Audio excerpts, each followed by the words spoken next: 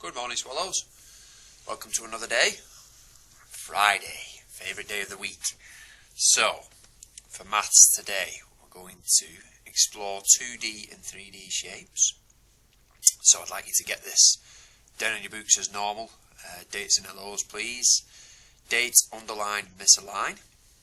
As you can see, I've got my LO to explore 2D and 3D shapes. That doesn't need to really fit in each one of the boxes, but I'd like to try and keep that date as neat as possible, like you do. And then starter as your subheading. And then in a moment, I'm going to pause my video. Whilst you get that down, have a look at the starter on my next slide. Okay, I'm going to pause my video, let you get cracking. Okay, have a look at these three. Write them out, please, using column method, column multiplication. We have done a few bits in class of bus stop division, but I'm going to keep it for you guys just for this week. We've done column addition, haven't we? Subtraction, just to keep that arithmetic going. So just a couple of starters, just to get your brains flowing at this time of the morning. I know it takes me a good few hours. I definitely need my cup of tea, don't I, in the morning when I'm with you all. So I'm going to pause again. Get those written down, and whilst you're doing that, I'm going to get my purple pen out ready. Okay, guys? Alright, guys, let's have a look at these together. Okay, first one, 32 by 2.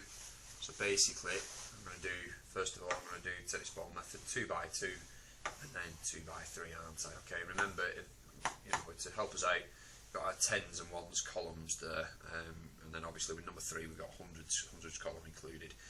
But let's get started. So 2 times 2, no, is 4. 2 times 3 is 6. Really straightforward. Okay, second one, 46 times 3. So again, tennis ball method as we know from class. 3 times 6, then 3 times 4. A little bit of regrouping here because we know that 3 times 6 is quite a large. We're going to give us a large number into our tens. So it's going to be a little bit of regrouping underneath. 3 times 6, 18.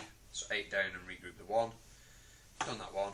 3 times 4 is 12, add the 1 is 13, and we know that this number is going to just sit outside of the tram lines, but not to worry. 138 is an answer. Superstar. 4 times 4, going to start with number 3. 4 times 2 and 4 times 1, aren't I? Those are the sums that I'm going to do. 4 times 4 is my 1s, 4 times 2 is my 10s, 4 times 1 in the hundreds column. So 4 times 4, 16. 6 down and regroup the 1. Could cross that one out now, guys, to sort of help me out. 4 times 2 is 8, but this time I've got some regrouping underneath. I need to add that on, just like I did in number 2. 4 times 2 is 8, add the 1 is 9. 4 times 1 is 4. We know that. You can teach your parents at home, I'm sure.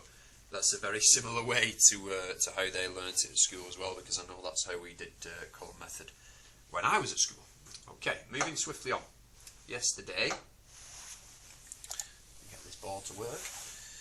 Yesterday you undertook an LBQ task as a challenge, and there's some absolutely superb learning coming through, because I know that a lot of you have really took to shape in year 2 especially, and in year 1. You've really understood well what's required of shape. But I just wanted to pull your attention to one of these questions. Question that I've just snipped from LBQ is something like, I think, question 13 or question 14. A real tricky question for us all, which I thought we'd go through because it would lead us well into our task for today. So, this is a question based on ordering a number of shapes, and basically what it asks you to do is order by how many vertices each shape has. So what we're going to do though is we're going to use this opportunity to have a look at the words faces, edges and vertices. And I'm just going to stop and pause for a minute, because this is where we really get into the nitty gritty of exploring shapes, especially for year 3 and 4 going onwards. The words faces, edges and vertices basically mean, if we start with faces, a face is what I'd like to assume and I like to call the flat part of a shape. Okay, if you take a face at face value, if you like. It's the flat part of each shape, and if I show you faces on each of these shapes, I'm going to colour them in purple. These are faces, guys, okay? They're usually the largest part of a shape, alright? They're all faces.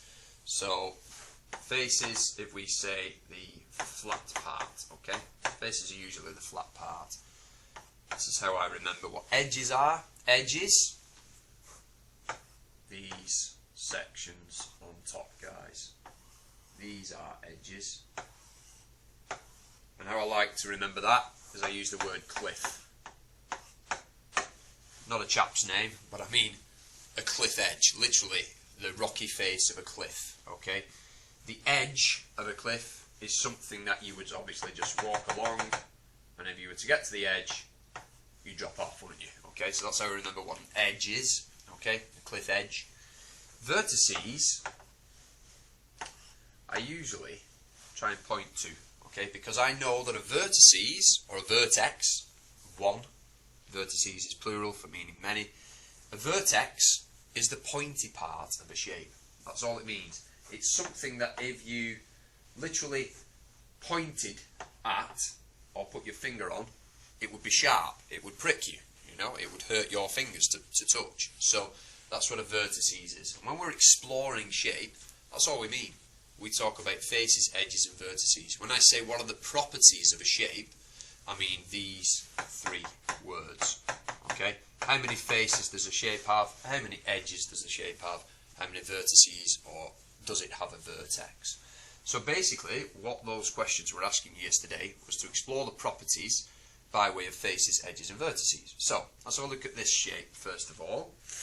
I'll just do one with you. This shape at the bottom has a triangle at the bottom here, okay? Is a triangular based pyramid, isn't it? It's a prism, basically. Alright, it's a triangular based prism. And what it shows is, this shape has got a little dotted line through the middle of it. And that's basically what LBQ are trying to do, is show you the hidden parts of the shape.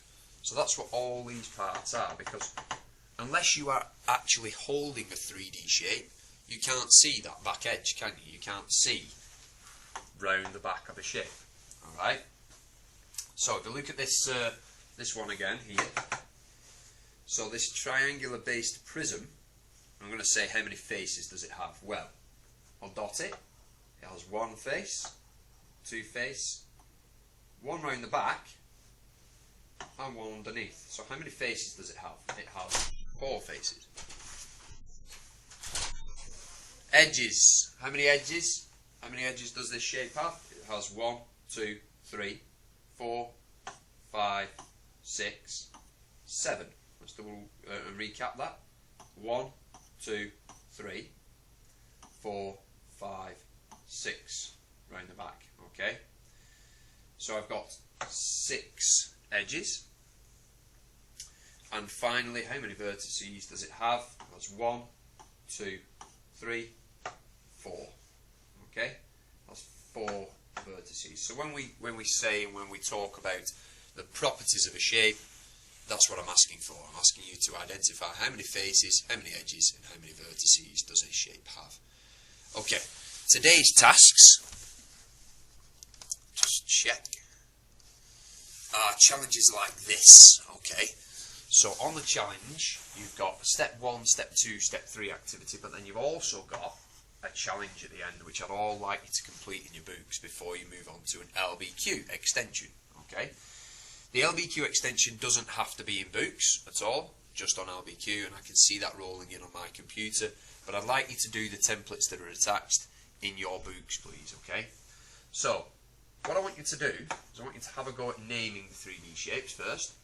Name the 3D shapes, but then I'd like you to identify how many faces, how many vertices, how many edges does each shape have on here. Okay, you can even have a go, guys, at drawing them, because that's part of your target this year, to draw and identify 3D and 2D shapes. Have a go, see how you get on. Let me know, guys, if there's any issues. Do what you can, because that's all you can do at home. Take care and look after each other.